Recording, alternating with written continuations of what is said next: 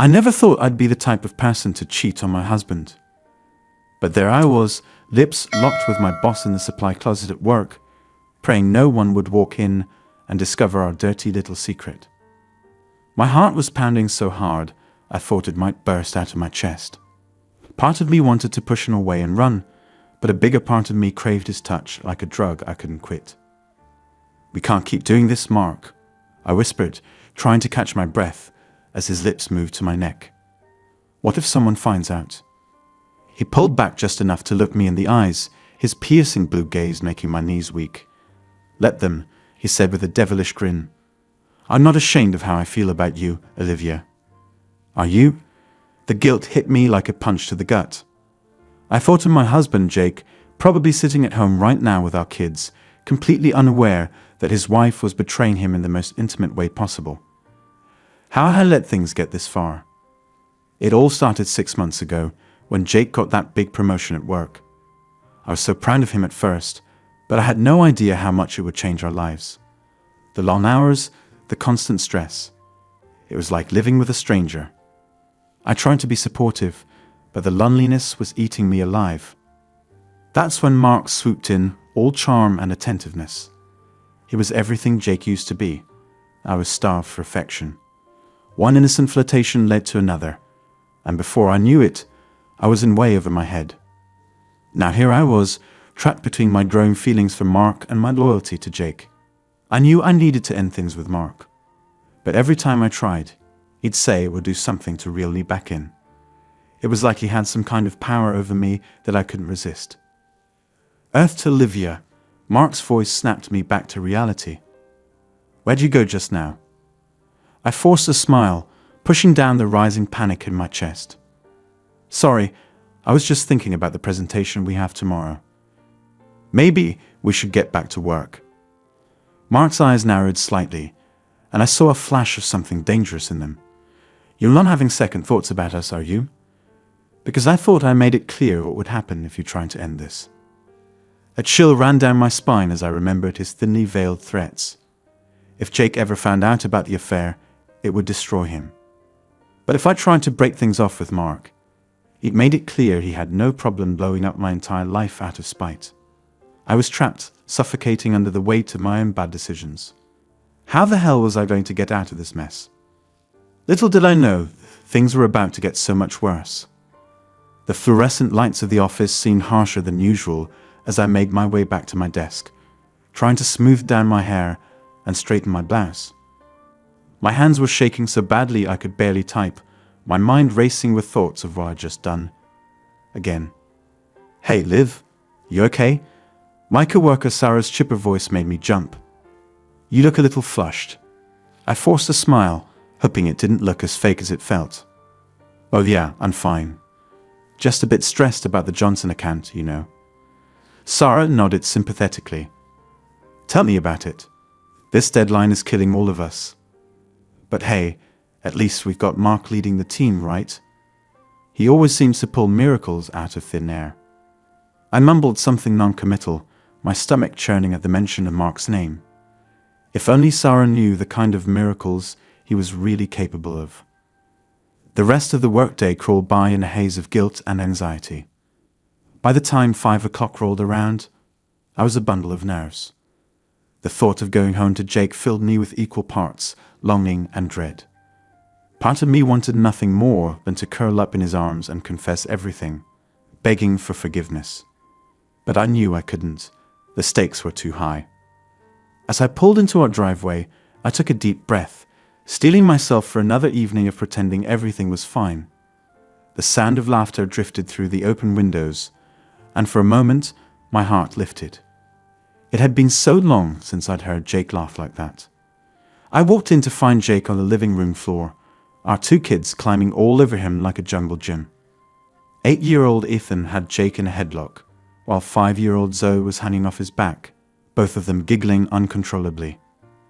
"Mom," Zoe squealed when she saw me, launching herself off Jake's back and into my arms.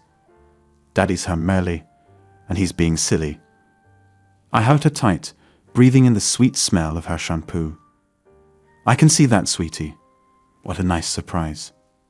Jake disentangled himself from Ethan and stood up, a slightly sheepish grin on his face. Hey, honey. I managed to wrap things up at the office early for once. Thought I'd surprise everyone with a family night.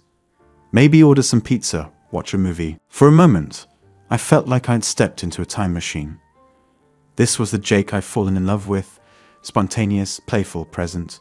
The Jake that had been missing for months now. That sounds perfect, I said, meaning it with every fibre of my being. As we settled in for our impromptu family night, I found myself studying Jake's face, searching for traces of the man I'd married. He looked tired, with new lines around his eyes that hadn't been there a year ago. But when he smiled at me over the kids' heads, I saw a glimmer of the old spark. Later that night, after we put the kids to bed, Jake and I found ourselves alone on the couch. An awkward silence stretched between us, filled with all the things we'd left unsaid over the past months. Liv, Jake started, his voice hesitant. I know things have been difficult lately. With the new position and all the pressure, I haven't been the best husband or father. I felt tears pricking at the corners of my eyes. Jake, you don't have to. He held up a hand, cutting me off gently. No, please, let me say this.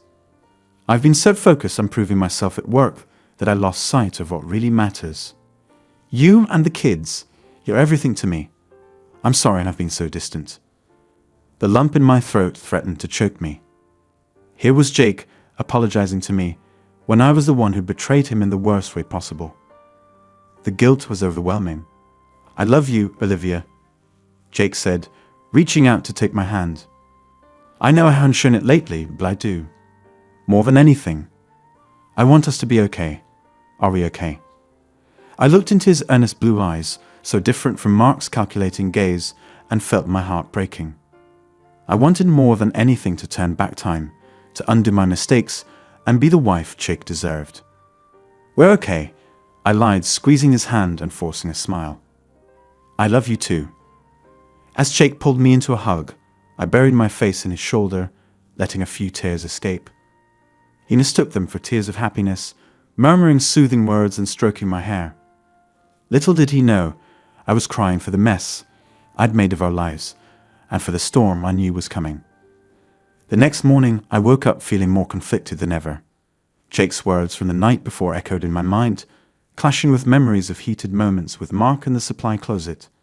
I knew what I had to do, but the thought of facing Mark filled me with dread. At the office, I steeled my nerves and knocked on Mark's door during lunch break. He looked up from his computer, a slow smile spreading across his face. Olivia, he purred, leaning back in his chair. To what do I owe the pleasure? I closed the door behind me, my heart racing. Mark, we need to talk about us. This, whatever it is between us, it needs to stop. His smile faded, replaced by a look of cool calculation. Oh, and what brought on this sudden attack of conscience? It's not sudden, I said, trying to keep my voice steady. I've been feeling guilty for weeks. My husband, my kids, they don't deserve this. Neither do you, really. It's not fair to anyone. Mark stood up slowly, circling his desk until he was standing right in front of me. Life's not fair, sweetheart. But what we have, it's special. You can't tell me you don't feel it too. I took a step back, trying to create some distance between us. What I feel doesn't matter. This is wrong. And you know it? Please, Mark. Let's just end this now, before anyone gets hurt. His eyes hardened, all traces of charm vanishing. Before anyone gets hurt? It's a little late for that, don't you think? What do you think would happen to your precious family if Jake found out about us? A chill ran down my spine. You wouldn't. Wouldn't I? Mark's voice was dangerously soft. I've invested a lot in this relationship, Olivia. I'm not about to let you walk away just because you're feeling a little guilty. Think about what you're risking here. Your marriage, your kids, your career. Is that really what you want? I felt trapped, cornered by my own mistakes and Mark's manipulation. What do you want from me, Mark? He reached out, brushing a strand of hair behind my ear. I flinched at his touch, but didn't pull away. I want you to stop overthinking things. We're good together, Olivia. In the boardroom and the bedroom. Why mess with a good thing? I knew I should argue, should stand my ground and end things once and for all. But the fear of losing everything paralyzed me. In that moment, I hated myself for being so weak. Okay, I whispered, defeat washing over me. You win. Mark's triumphant smile made my skin crawl. That's my girl. Now, why don't we seal the deal with a little afternoon delight? As he pulled me in for a kiss, I closed my eyes, trying to shut out the voice in my head screaming that I was making a terrible mistake. The weeks that followed were a blur of guilt, stolen moments with Mark, and an ever-growing distance between Jake and me. Every time Jake tried to reconnect, to recapture the spark from our family night, I found myself pulling away. The weight of my secret was crushing me, making it impossible to be the wife and mother my family deserved. Things came to a head at the annual company Christmas party. I'd managed to convince Jake to come, hoping that being around my coworkers might help bridge the gap between us. It was a decision I would soon regret. The party was in full swing, the alcohol flowing freely, and the dance floor packed. Jake and I were making small talk with some of my colleagues when Mark sauntered over, a drink in hand and a predatory gleam in his eye. Well, he said, his words slightly slurred. If it isn't the lovely Olivia and her husband. He said the word like it left a bad taste in his mouth. Jake, oblivious to the undercurrent of tension, extended his hand. Nice to meet you. I'm Jake. Mark ignored the outstretched hand, instead turning to me with a smirk. Olivia, darling, you've been holding out on us. You never mentioned your husband was so quaint. I felt the blood drain from my face. Mark, I didn't think. But he was on a roll now, emboldened by alcohol and his own arrogance. Tell me, Jake, what is it you do again? Something terribly important, I'm sure, to keep you away from this gorgeous creature so often. Jake's smile had frozen, a confused look in his eyes. I'm an account manager at Preston and Lloyd. It does keep me busy, but... Mark let out a derisive laugh. An account manager? How utterly fascinating. And here, I thought Olivia's husband must be curing cancer or brokering world peace. The way she goes on about your important work. The atmosphere around us had grown thick with tension. I could see the hurt and anger building in Jake's eyes, while Mark looked positively gleeful at the havoc he was wreaking. Mark, that's enough, I said firmly, grabbing Jake's arm. We should go. But Mark wasn't finished. He leaned in close to Jake, his voice dropping to a stage whisper. Word of advice, Jake, old boy. When you have a woman like Olivia at home, you might want to pay a little more attention. Never know who might be waiting to. Pick up your slack. It happened so fast, I almost missed it. 1 second Mark was smirking in Jake's face, the next he was sprawled on the floor, blood gushing from his nose. Jake stood over him, fist still clenched, chest heaving. The party ground to a halt, all eyes on the scene unfolding before them. Mark struggled to his feet, wiping blood from his face with the back of his hand. You'll regret that, he snarled, lunging at Jake. What followed was a blur of fists and bodies. I screamed for them to stop, but my voice was lost in the chaos. It took 3 of Jake's co-workers to finally pull them apart. Jake's eye was already swelling, his knuckles bloody. But it was the look in his eyes that terrified me. A mixture of rage, hurt, and dawning realization. Without a word, he turned and stormed out of the party. I ran after him, my heart pounding in my chest. Jake, wait. I called, catching up to him in the parking lot. Please let me explain.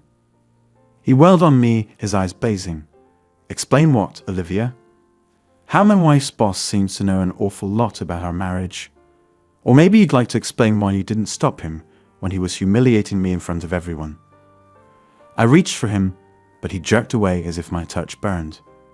Jake, it's not what you think. Mark, he's a jerk. He was drunk and saying stupid things. Don't lie to me, Jake's voice was low and dangerous. I saw the way he looked at you. The way you couldn't meet my eyes. Tell me the truth, Olivia. Are you sleeping with him? The world seemed to stop spinning. This was the moment I'd been dreading for months, the moment when all my lies and betrayals would come crashing down around me. I opened my mouth, but no words came out. My silence was all the confirmation Jake needed. Without another word, he got in the car and drove away, leaving me standing alone in the cold parking lot. The days that followed were a nightmare. Jake moved into the guest room, barely speaking 2 words to me. The tension in the house was unbearable, affecting even the kids. Ethan grew sullen and withdrawn, while Zoe burst into tears at the slightest provocation. I tried everything I could think of to reach Jake, to explain, to beg for forgiveness. But he shut me out completely, his silence more devastating than any angry words could have been. One night, about a week after the disastrous Christmas party, I couldn't take it anymore. I cornered Jake in the kitchen after the kids had gone to bed. "We can't go on like this," I said, my voice cracking. "Please, Jake, talk to me. Yell at me. Anything is better than this silence." Jake looked at me, and the pain in his eyes nearly brought me to my knees. "What do you want me to say, Olivia? That I forgive you for throwing away 10 years of marriage? That I'm okay with you fucking your boss while I was busting my ass trying to provide for our family?" His words hit me like physical blows. "I'm sorry," I whispered, tears streaming down my face. "I'm so sorry. I never meant for any of this to happen." Jake laughed, a harsh, bitter sound. "But it did happen, didn't it? You made that choice. Over and over again." "I know," I said, sinking into a chair at the kitchen table. "I know I screwed up. But I love you, Jake. You and the kids. You're my whole world. Please tell me how to fix this. I'll do anything." For a long moment, Jake just stared at me. When he finally spoke, his voice was tired and defeated. "I don't know if this can be fixed, Liv. I look at you, and all I can see is you with him. I don't know how to get past that." The finality in his tone terrified me. Are you saying you want a divorce?" Jake ran a hand through his hair, looking older and more worn than I'd ever seen him. "I don't know what I want. I just know I can't keep living like this. I think I need some time to figure things out." My heart felt like it was being ripped from my chest. Time. What does that mean? "It means I'm going to stay with my brother for a while," Jake said, not meeting my eyes. "I need space to think, to decide what I want to do next." "But what about the kids?" I asked, panic rising in my throat. "What are we going to tell them?" Jake's face softened slightly at the mention of our children. "We'll tell them I have to go away for work for a little while. They don't need to know the details. Not yet, anyway." I knew I should argue, should fight harder to keep my family together. But the guilt and shame were overwhelming. What right did I have to ask Jake to stay after what I'd done? "Okay," I said, my voice barely above a whisper, "if that's what you need." Jake nodded, then turned to leave the kitchen. At the doorway, he paused, looking back at me with a mixture of sadness and something else I couldn't quite identify. "I did love you, you know, more than anything." The past tense cut through me like a knife. As I watched him walk away, I realized that my actions might have destroyed not just my marriage, but the very foundation of the life we built together. The next morning, Jake was gone before I woke up. He left a note saying he'd called to check on the kids in a few days. The house felt empty without him, the silence oppressive. Telling Ethan and Zoe that their dad had to go away for work was one of the hardest things I've ever done. So cried, not understanding why Daddy had to leave without saying goodbye. Ethan, always too perceptive for his age, looked at me with suspicion in his eyes. I wondered how long it would be before he figured out the truth. The days that followed were a blur of guilt, loneliness, and desperate attempts to keep some semblance of normalcy for the kids. I threw myself into being supermom, trying to compensate for Jake's absence with elaborate meals and planned activities. But nothing could fill the Jake-shaped hole in our lives. At work, things were just as complicated. Mark had taken a leave of absence after the Christmas party incident, but his presence lingered like a dark cloud over the office. Rumors flew about what had really happened, and I could feel the speculative glances and whispered conversations whenever I walked by. It was Sarah who finally cornered me in the break room, her usual cheerful demeanor replaced by concern. "Liv, what's going on?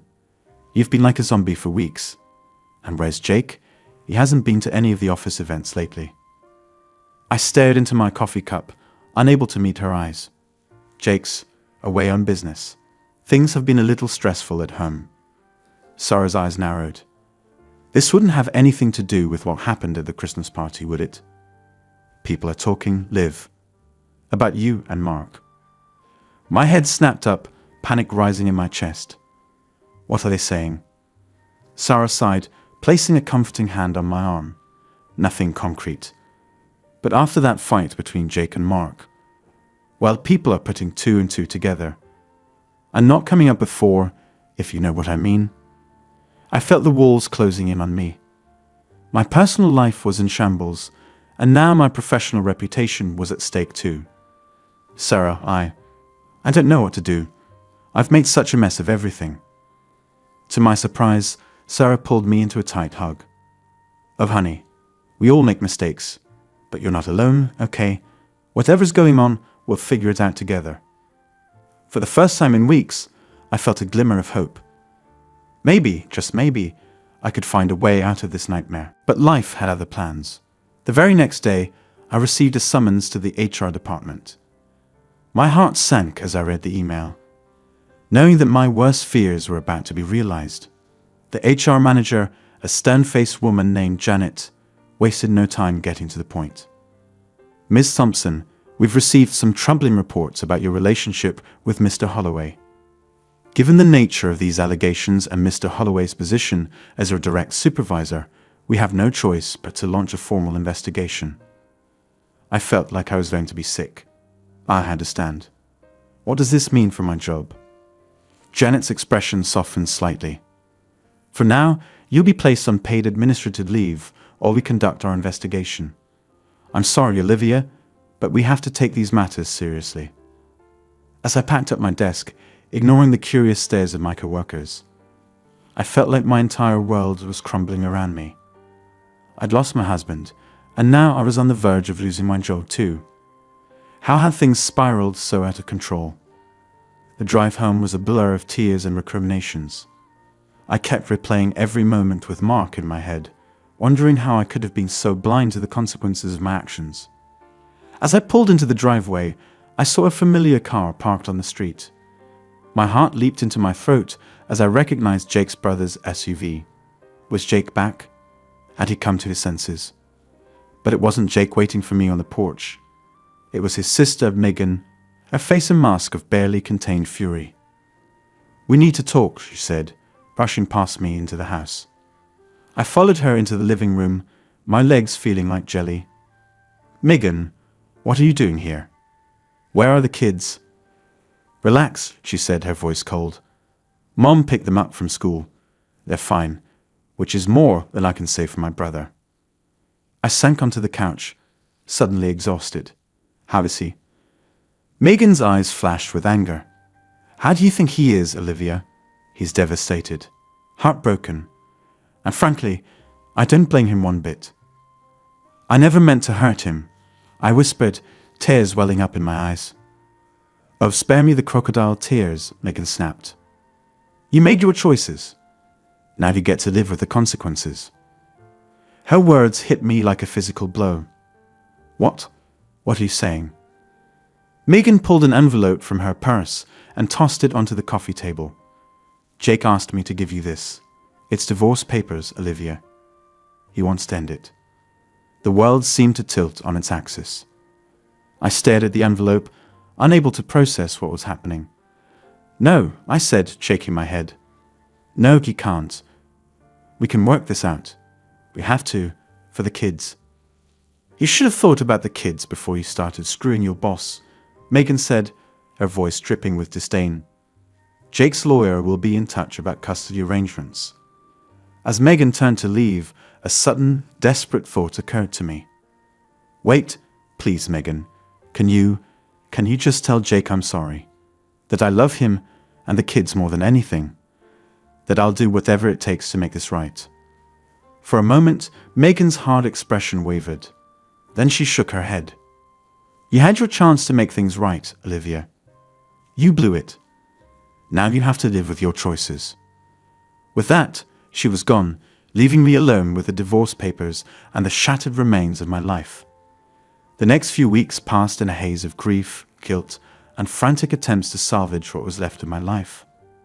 I hired a lawyer, hoping against hope that we could find a way to avoid a messy divorce. But Jake was adamant.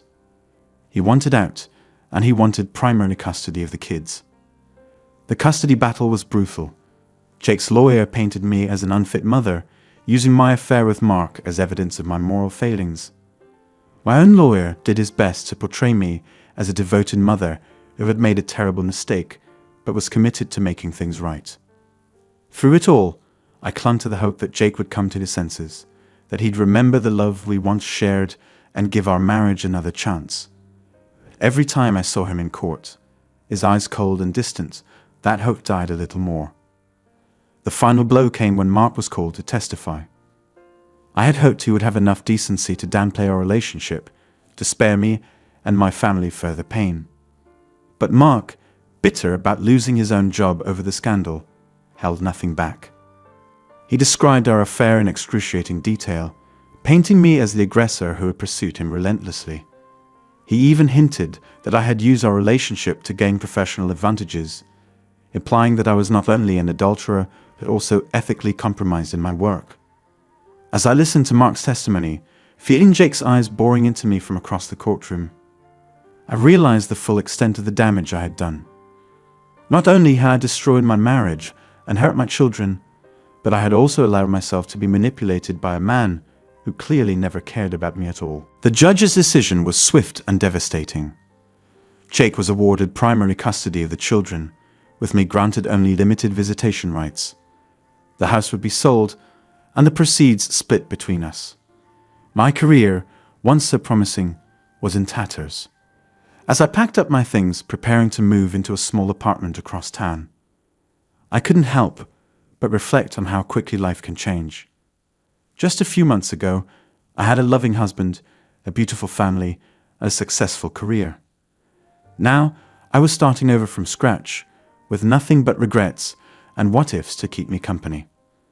The day I moved out of our family home was one of the hardest of my life.